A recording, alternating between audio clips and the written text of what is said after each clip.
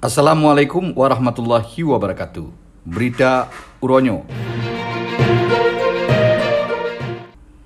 Penjabat Gubernur Aceh Ahmad Marduki gopnyankan sira urang Aceh kagak bertebiat instruksi ke Bandung urang kerja kantu gepu wajib mentutu bahasa Aceh tiap urohame. Nya nenging dum gopnyankan urang Aceh tapi cukup sayang ke bahasa daerah getanyo.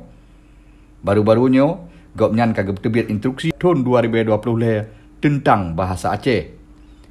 Benar tepu oleh drone bahawa sajih bahasa Aceh nyan ke sejarah umat manusia. Jadi getanya urang Aceh bek malai yang mendutu bahasa draw tu nyan ke bahasa ibu getanya ke bahasa Aceh. Ketua Majlis Adat Aceh Kabupaten Aceh Timur Tunku Haji Abdul Manaf getah niah atas instruksi Gubernur Aceh. Kamu dari generasi Tuha yang ini terlibat di lembaga adat mengucapkan terima kasih dan apresiasi yang cukup baik kepada pejabat Gubernur Getanyo Jino yang memang merespon, yaitu instruksikan dihimbau agar di Aceh dalam 3 minggu 3 bina bahasa Aceh dalam dinas-dinas dan intersanksi yang ada di Aceh.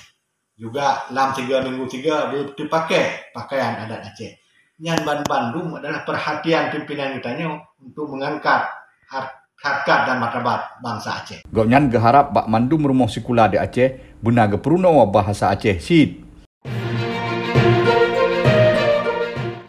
Dan harapan tuan kepada sekolah termasuk kepala sekolah respon himbauan yang kagebi le gubernurnya, mari Getanyo sahuti dengan penuh semangat.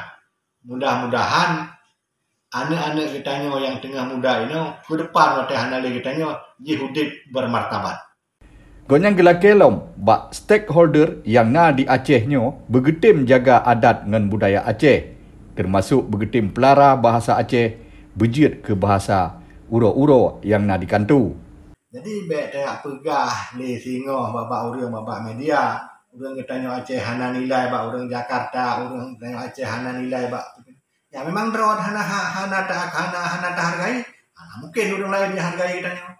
Jadi himbauan tuan ya selaku generasi tua yang dalam lembaga adat ada aja stakeholder yang di Aceh ini perhatikanlah adat dan budaya untuk menyelamatkan generasi muda supaya hidup bermartabat. Jadi supaya urang drone nak ruh dalam golongan urang yang tim pelara adat dan budaya Aceh, bek tua na subscribe channel Berita Bahasa Acehnya.